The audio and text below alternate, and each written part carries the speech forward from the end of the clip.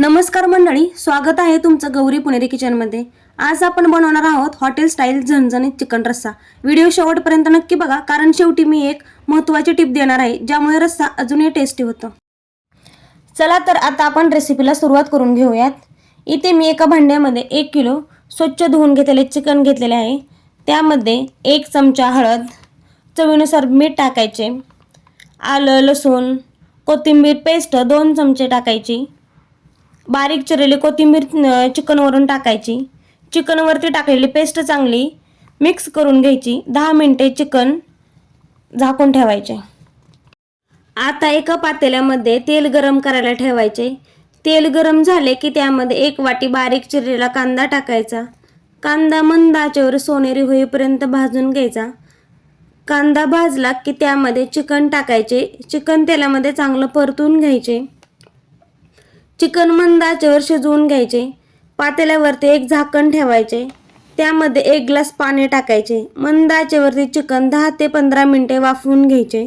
नंतर चिकनमध्ये चिकन मसाला, धने पावडर टाकायची। मसाले चिकनमध्ये चांगले मिक्स करून घ्यायचे। चिकनमध्ये 1 वाटी बारीक केलेल्या खोबऱ्याचे वाटण टाकायचे।